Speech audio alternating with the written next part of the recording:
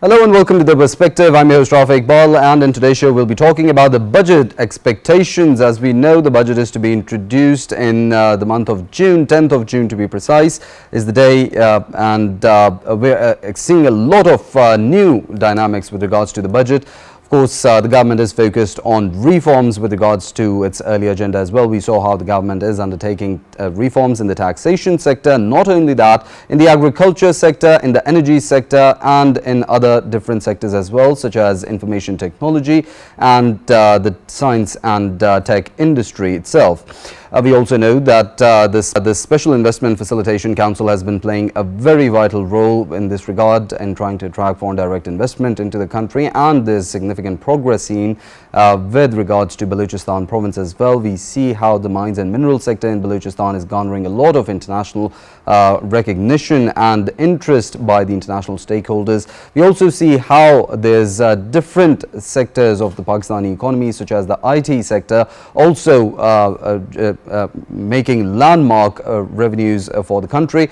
And the difference that we see in this economic budget is that the government is focused on export-led growth, and in that regards, Pakistan is also setting its eyes on export-led growth. However, this time the policy makers are introducing a 5-year tariff reform plan that aims to simplify the country's trade policy and boost competitiveness in the market. We also know that the economic indicators are showing positive trends. All the international stakeholders are also praising Pakistan's economic recovery and how the economic progress is now moving towards stability and further progress.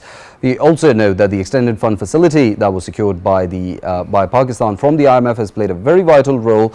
The Asian Development Bank recently had also ruled out a loan program for Pakistan, which is a testament to the government's successful policies and how economic stabilization is being achieved by the government. But a challenge that remains itself, balancing subsidies and tax revenue generation at the same time when we promote, of course, business activity in the country, but the government also has to ensure there's enough tax revenue that is being generated. We'll be deliberating on the different aspects with regards to the budget expectations. In the studios, we've been joined by Dr. Manzoor Ahmed, former ambassador to the World Trade Organization. Thank you for your time and being part of the conversation. We've also been joined by Faheem Sardar, who's a senior economist, and later on we'll be joined by a journalist, Mehtab Haider, via video link. Gentlemen, thank you both for your time and being part of the conversation. Starting off from Dr. Manzoor. So, as we talk about the budget expectations, the government is focused on a tariff plan, a 5-year reform plan that aims to increase the country's exports. And we also know that the deficit that we see with regards to the exports that the country makes and the imports that the country makes contributes a lot to the problems we see in Pakistani economy. What do you say about that? Yes, as you just said, it's a new dynamics. In fact, this is the biggest reform initiative that I've seen with the government during the last 2 decades. Because every international, whether it's World Bank, IMF, everybody kept saying you have a very closed economy, you're not integrated with the rest of the world. You're just trading within the country. Your trade to GDP ratio is one of the lowest in the world. 30% is, less than that. So, you need to open up, be more competitive, and have more exports. Your biggest problem is that you don't have, you're stuck at around 30 billion for the last many years. And imports have to rise because you need petroleum, you need food products, you need lots of these other things. You need them whether you import any luxury products or not, but you need normal imports. And that's twice your import. So there's a big deficit, and that is your big problem that you're unable to meet that. And so every time there's some little thing, either petrol prices go up or something, you have to keep running to IMF to get some loan to meet that deficit and ask your friends.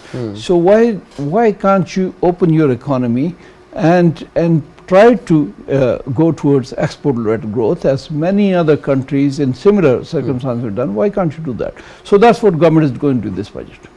Definitely. Moving towards Faheem Sardar for his input as well. When we talk about the tariffs, of course, there are some sectors in the Pakistani economy which are going to benefit from these tariff reform policy that we're seeing, and there are some sectors that are, of course, not going to flourish as they have been. What's your take on the sectors that will bear advantage from this reform policy and the sectors that need to realign themselves so they can compete in the emerging dynamics that we see in the Pakistani economy? I think that's a pretty technical question, because I think that's precisely what the government is trying to crystallize and understand. The moment you start adjusting tariffs, your trade starts to adjust to it. And what the objective is not to increase imports, the objective is to increase exports. But underneath all this is a much bigger problem, which I think the government is now very serious about. It is the import orientation of our economy. We also have an anti-export bias. I'm not saying this is what the World Bank once mentioned. So, I mean, we're trying to take care of both of the things at the same time, and I do believe if this initiative, as Manzoor Sahib had very aptly pointed out, it is a huge initiative. I think it's going in both directions to address these points. When we look at the sectors, any kind of tariff rationalization, and here I'm just estimating, and to a certain degree I'm speculating. Any tariff rationalization, or let's say based on reciprocity, there's going to be reciprocity with the other countries. So we're going to have a slight flood of import goods coming into our country, because as you can see, cars are heavily taxed, electronics is heavily taxed, they've got import duties. So if you were to rationalize them, they would sort of start entering your market a little more in larger quantums. At the same time, if we're facing import tariffs in other countries, then perhaps due to reciprocity we can push our products there. But this is total, I think everything is fluid at the moment, and things need to be taken one step at a time, because once you agree to something, then you have to stick to it. So I think one step at a time. The government is taking a very careful and cautious approach, but the underlying 2 points that I've mentioned, I believe we're now finally addressing those points. Definitely. Dr. Manzoor, as we talk about the tariffs and we delve deeper into it, how do we think we can protect our industries that are, of course, striving in the country already from these new policy reforms with regards to tariffs that we're seeing? Yeah, as you said, I mean, there will be obviously, if I look at experience of other countries, and if I look at our own experience when we did previous trade tariff such as the textile sector in 90s, etc., and most industries gained. There will be some industries which are highly overprotected, like our autos. They may have a problem unless they improve their quality and also go towards export. Because if they're so heavily protected and they sell 50% more than their international market, then it's not in our interest. I mean, because these are not our companies. I mean, they come from outside, and all the profits are mostly 80% are repatriated. So if industry is not competitive and cannot make itself competitive, then perhaps it will have to close down. But otherwise, most industries, because if you look at any example, in next door India, for example, they were having this terrible problem with the trade deficit, and they had no foreign exchange reserves. In 91, when Manmohan Singh came, they had to borrow 2 billion from IMF, and they were but then they decided that this is not the way. We cannot keep going back to IMF. Let's try to open up our economy to competition. If we produce such poor goods which cannot be exported, then we'll have to do something else. And they did, and now their reserves are from that 2 billion borrowing from IMF, now their reserves are more than 600 billion. You look any other example. For example, Vietnam was much worse than us. Poverty was about 70-80%, and they opened up their trade, and now their exports are. We were about the same 5 billion in 95. Now they're about 400 billion, and we are hardly gone to 30-35 billion. So unless we open our economy to competition, without competition, if you keep your cricket team just hidden inside, and you know, okay, Well, they're definitely. very poor, you can't send them outside. Unless they compete, nobody, you know, any one of us. Well, we healthy can- competition is always encouraging for yeah, better that is the quality. thing, yeah. Definitely. Mr. Faheem, as we talk about competition and as Dr. Manzoor mentioned, the automobile sector, we're also hearing a lot of noises from the automobile sector with regards to the increased competitiveness in the market, how the government aims for that. What's your take on, of course, that sector being already overly protected? The cars we buy, Yeah. if we take the same price, and I'll just reverberate what Dr. Saab said earlier, if we look at the same quality car in another country, we can see the differential in the price that we have to pay. If we go back to the original auto policy, there was an indigenization process in which over a period of, I think, 25 years, the cars were supposed to be produced locally, minus a few technical points. So we need to, I think, carefully reevaluate where we stand. We did make good policies. It's not like the policies were not good.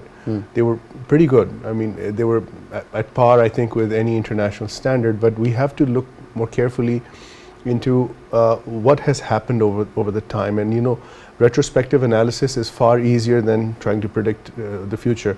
So we have all the data, we have all the track records, we have all the trends that have happened in Pakistan. So when we talk about a highly protected industry, to what extent is it productive? Is it efficient?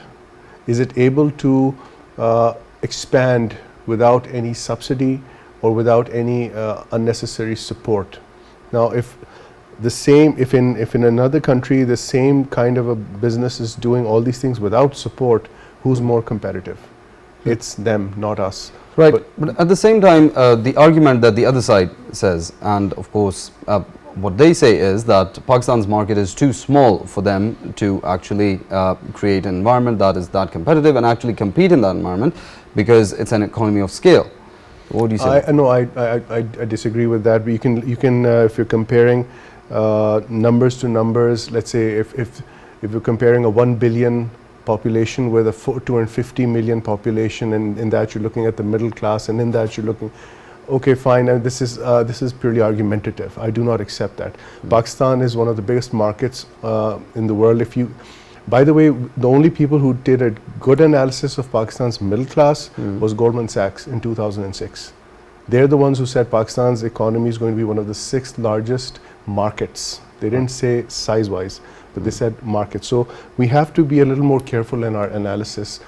But right now, I will not take the name of the motorcycle producer. There is an international motorcycle producer that has Pakistan as the center for the region.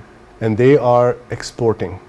So how are they exporting? It's because they're trying to stay efficient. They're trying to stay indigenous. They're trying to, well, use the royalties and the brands and the technical expertise from the parent, but they're doing their job in Pakistan, doing a pretty decent job. Protectionism never helps, I mean, for a long period.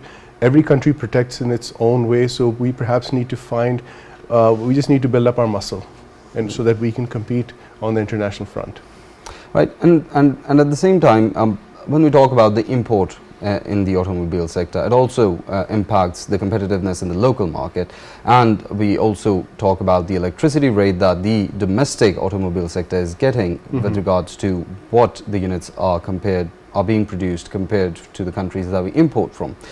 What's your take with regards to that and the market balance that we see here with regards to the domestic manufacturers saying there's a lack in the production rate because the imported cars are coming here cheaper as compared to what they have to produce here domestically? You asked about auto. I'm tempted to give an answer in banking because the answer is the same. We'll move towards that. Okay, yeah, right. The answer is the same. If you have indigenous production, if you have indigenous R&D, you have an edge.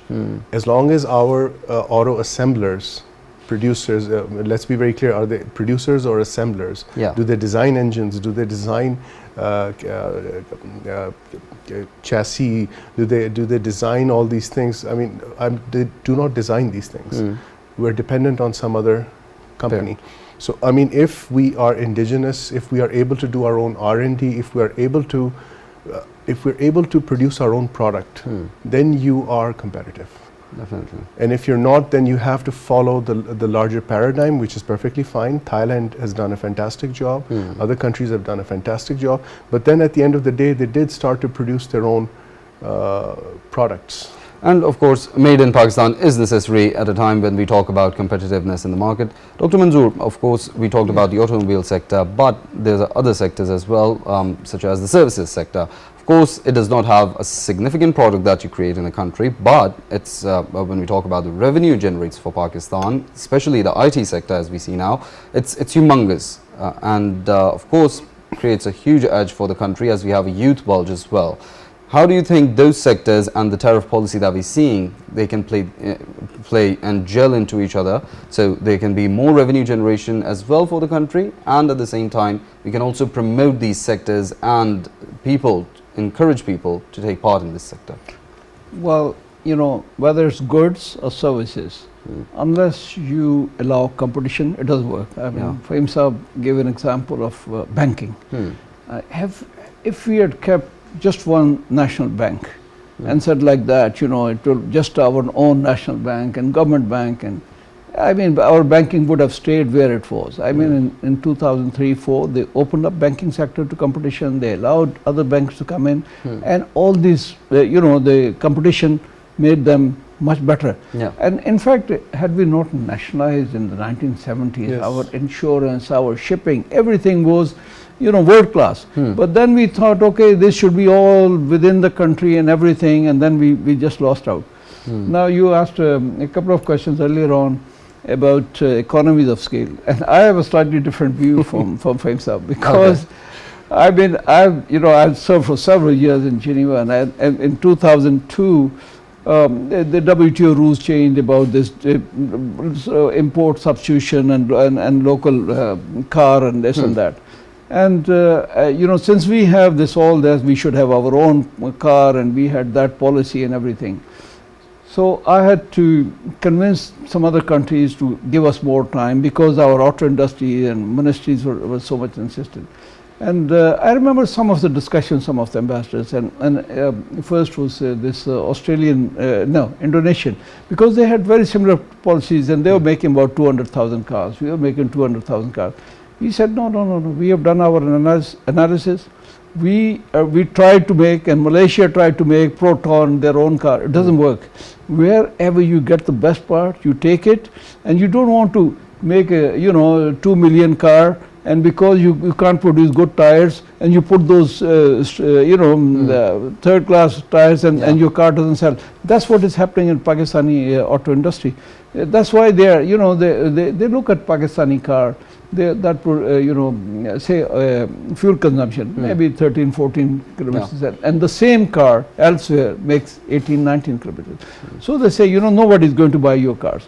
So those who open up to competition, and the other thing, sometimes when we have too high taxes, like recently this auto parts manufacturers are making in newspapers, and you see all the advertisements, etc. They don't want it to open up. And that's one sector. But the other, Karachi Chamber of Commerce says that because you have such high tariffs, there is so much smuggling. According to their estimate, almost 50 to 60% of auto parts are smuggled, because the tariffs are, they say, 87%. So nobody pays, and it all comes in smuggling. So they say, please bring down the tariff so there is some competition and people can get genuine parts. So I strongly believe that competition, any country that is open, I cannot see a single example of a country which opened up and suffered. But I've seen many examples I can give you, countries which closed their economies, like Pakistan, like Myanmar, like North Korea, etc. They never, sometimes the same country, North Korea versus South. South opened up, North stayed in. East Germany versus West Germany. One opened up, and so I don't think, without competition, I don't think, and this is a big change in Pakistan's. I know all these industries, they don't like it because they're always used to this heat protection, but I think government took a bold step. Let's hope it works. Well, definitely. With regards to that, I'd like input from Mr. Faheem. When we talk about the tariff policy and the reforms that we're seeing, and of course it's focused on export ambitions, How realistic do they seem to you with regards to the policy that we're seeing and the reforms that we're hearing about? It's I think going to be trying to see into the future. I think it's reasonably realistic. I personally think that Pakistan gradually, not right now, but eventually Pakistan has to look at very high numbers of exports, like 75 to 100 billion dollars. I mean, we are the sixth largest country on earth, and we've got, our exports are not even worth talking about. So we have to think big, but in due course, not right now. Right now, if you look at the GDP growth rate of 4.2%, which has been estimated by the government, this is not overly ambitious. It's quite cautious. It's reasonably healthy. And I think, if with one caveat that I hope we fulfill it, that we remove the import dependence of the economy. We have to retool the economy slowly but surely. And why have we been discussing the auto industry, for example, or some other industry? Because they are heavily protected.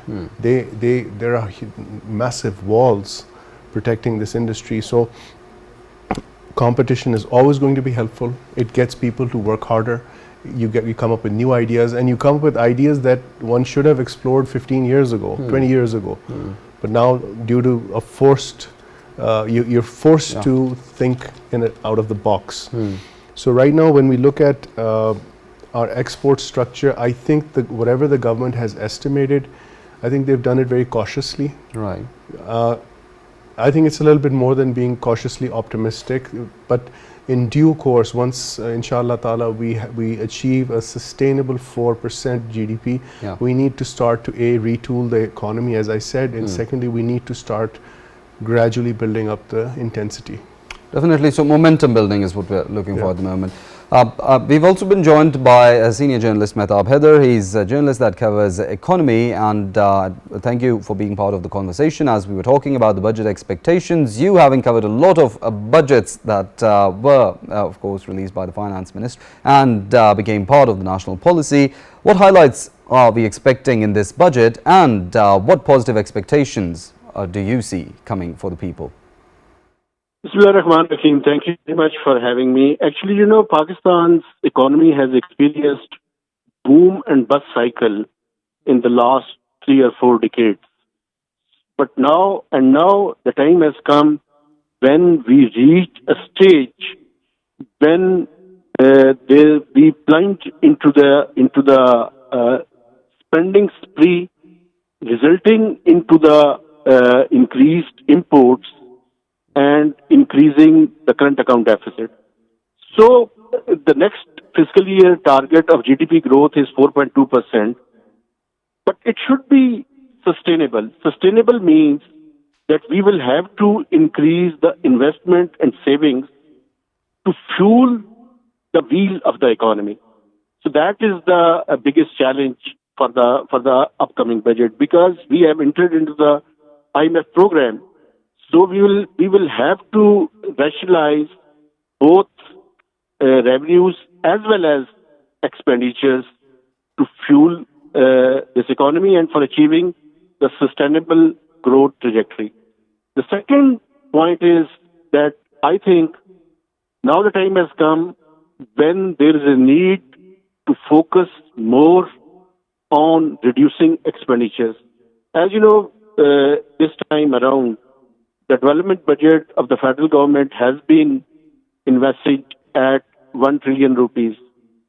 There is a need to utilize these resources efficiently so that each money which is going to be utilized for the development purposes, it can achieve maximum growth for the economy. And on the revenue side, there is a need to rationalize the taxation. For instance, the government is planning to reduce import tariff, for instance, additional custom duty and regulatory duties.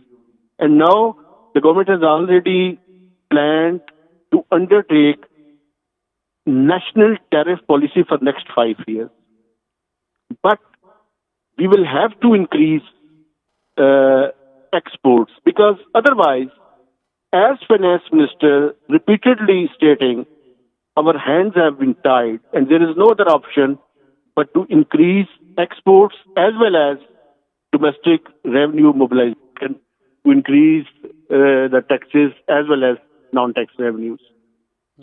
And the last and final thing, I think energy is another problem, because we are talking about higher exports, but without fixing this energy problem and without resolving the monster of the circular debt of both electricity and gas, this path of sustainable growth will be highly unsustainable. So these are the fundamentals on which we will need to consolidate the foundation of this economy. And in regards to, as you mentioned, the energy sector, Mr. Mehtab, there's also talk, as it was going on in the past few days, that there's a new tariff under which the government is trying to sell cheaper electricity to the masses. Of course, you are right, because we have surplus electricity at the moment, and there is a need to reduce the electricity tariff. But on the other side, there is also need to increase the gas tariff, because gas, our own reserves are depleting at rapid pace, and we are importing LNG. So there is a need to build and to come up with right kind of policies and to develop synergies where this surplus electricity can be used to kickstart the economy at affordable rates, and on the other side where we are utilizing our hard-earned foreign exchange reserves, it should be made more expensive. Definitely. Dr. Manzoor Ahmed, talking about the right kind of policies. With regards to the energy sector, we know we import 70% of the hydrocarbons that the country uses for electricity production. It contributes greatly to the problems that we see with regards to the current account deficit. How do you think the tariff reform policy that the government is introducing can help mitigate this sector as well and the challenges it faces? Well, it's hoped. For the time being, our industrial production is almost stagnant, 1% growth or something. Yeah. It has to grow to use that surplus electricity that we have. If we are able to use that surplus electricity, then we don't have to pay, there's no problem with capacity charges, etc. But that's just one aspect. The other thing is that we've been working on these dams at Basha and Dasu, and they are in the next 2-3 years, 28 and 29, they are going to be online. So and that's our indigenous, hydroelectric dam. So that's another thing that could bring down because for the time being there's too much. 1/3 is almost from imported this thing. But maybe when these things come up, there will be. And then the country is also moving towards solar quite a bit, very rapidly. Yes. So that might also, for the time being, the problem is those old contracts that we are signed, and because at the time, those contracts, you can't, think of what's going to happen in future. They were thinking that the economy would keep, but we have had almost no growth since 2008. Our per capita income, etc., is all stagnant. And having this 4% growth, okay, it's good, because if you have 2%, it's 4% better. But if your region, if India next door is more than 7%, Bangladesh is more than 7%, others are, that means every year you are falling much behind other countries. So we have to somehow try to, there is boom bust cycle, is rightly said by Mehtab Sahab, but we should also look at those boom bust cycles that if you look at them, every time. It was 2008, 2013, etc. It was a big surge in energy prices, food prices. In 2008, it was food, fuel, etc. And so because we have very high dependence on these things, 50% of our import is this. That's why we get into those cycles. But hopefully, if we are more sustainable energy through through solar and through our hydroelectrics, perhaps we will not be so much dependent on imports, and that might work for us. Definitely. Faheem Sardar, your take on how the conversation has shaped up, particularly the energy sector. The largest import bill for Pakistan is POL, petroleum, oil and lubricants. Yes. And in that, crude oil is one of the biggest, and refined fuels is one of the biggest components. When we look at any economy, you have to look at the cost structure. We have to control our costs. We have to bring them under control. What does that mean basically? Do we stop them? No. We have to look at the input costs. What are they and how, where they're coming from? We import mostly from OPEC. Yes. The energy sector is dependent. We've got new solar, we've got new hydro, and we're trying to change the structure. But at the end of the day, we are importing crude oil, we're importing furnace oil, burning it, and then creating electricity. So that makes us dependent on international prices. I'm going to say something which is very atypical, but because I gave a solution to this problem.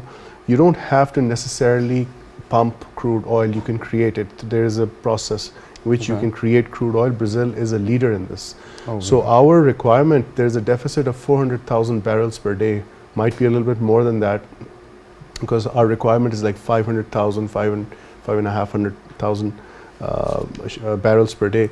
So we need to look at this cost structure. If this cost structure was indigenized, because we are importing international prices. So if we've got local prices where we can produce crude oil, and as I said, there is a standing, Brazil is standing tall in this. And I'm not talking about ethanol. This is creating crude oil from a scientific process. It's a long process, but anyway, Pakistan can do that. We have the scientists, we have all the do's and don'ts, and we can go into partnerships with Brazil to help us fill this gap and indigenize these costs. Even if we pay the same amount of money that we would pay otherwise, we would at least have a strategic control over the cost. We would not be a subset of international movements, which is a huge problem for Pakistan. If OPEC goes up in price, we've got a problem. If it goes down, then we're happy. But you know, this has got to stop. We are a huge country, and we are consuming as much oil as, and this was a shocker for me, as Venezuela. This makes no sense. So we don't have that big a problem. That's all I'm trying to say. So we need to, when we talk about the energy sector, as you pointed out, we have to look at the costs, and the costs are high because we're importing most of the inputs. So what do? Okay, let's say we don't change anything, leave things as they are, just start to change the input. Right. When you start to change the input, you suddenly start to see prices will go down. And this world is now running after low costs. And this is what the next wars are going to be about, and we need to wisen up. We cannot afford to pay $19 to $22 billion every year in POL costs. Definitely, very rightly put. Mehtab Haider, if you're with us, like your take on, of course, how the conversation has shaped up as optimism and competitiveness going hand in hand at the moment. Absolutely. There is no other solution because, you know, if we want to achieve the high growth trajectory, it should be sustainable because, you know, what is the problem of Pakistan's economy? The problem is when we start, when the growth started picking up, it resulted into creating imbalances both on our internal account as well as on our external account. And the where the problem starts, it starts from our internal account. We grew less revenues, but we spend more. It is, I don't know what is the psychology is behind this kind of plunging into the spending spree. But we love to do it, and we hate to generate the revenues. That is the problem. Now the time has come. In last budget, we have taken so much burdened the economy with rampant taxation, by higher taxation rate. Now the time has come when there is a need to do more focus on reducing our expenditure because there is a capacity in the economy to maximize revenues because, you know, as mentioned by Dr. Manzoor Saab, our per capita is almost stagnant from last 6 to 8 years in terms of dollars. So there is a need to do the right kind of policies in the next budget and to do the direction. We are under the IMF program, I know it, but there is a need to do something more innovative. For instance, if we want to do the rationalization on the import side, we will have to increase and ensure non-debt creating inflows, I mean exports and FDI, to some extent FDI, but more exports. Because without increasing exports, we will again go back to the IMF program for another IMF program after completion of this. So there is a need to change the structure or change the DNA of the economy. Definitely, very, very rightly put. Dr. Manzoor Ahmed, as we're also running short on time, and Mr. Mehta has highlighted a very important point: the government spending. How do you see that playing with the tariff reform policy? Well, I agree with him. I think that government spending should come down. But you see, if we look at it, I mean, it's the biggest perhaps is our interest payment and our defense expenditure. But one area where they can really bring down is our state operated enterprises. Yeah. Every single enterprise has huge losses. So that should be number one priority. Get rid of them at whatever the cost. Competition in them as well. Yeah, for example, steel mill has been closed for 10 years. Yeah. And we're still paying salaries. It's the same thing with PFC. It's not government job to run these things. I mean, they should give it out. I mean, we gave out banks. They're all doing very well. They are actually paying taxes to the government. Government also kept a share, so they're making profits, etc. So government, even law and order is difficult for them, so they cannot take on other businesses. I think that's the surest thing to bring down expenditure is through privatization of these national enterprises. Faheem Sardar, of course, your take on the government creating an inclusive environment for business, or the government doing business itself, with regards to what Dr. Manzoor had to say. I think Pakistan is at a watershed.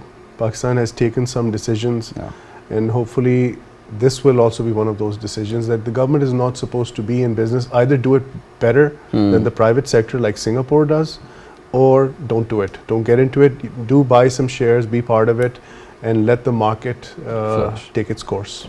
Definitely. Of course, insights from these very learned gentlemen, Dr. Manzoor Ahmed, former ambassador to the WTO, Faheem Sardar Saab, senior economist, and Mehtab Haider, journalist. Thank you all for your time and being part of the conversation as we were talking about the budget expectations, and of course how there's optimism and a realistic approach with regards to the tariff policy reforms, and of course optimism as we talk to the analysts that we had with us. And of course in the days to come we'll also be deliberating on different aspects with regards to the different sectors.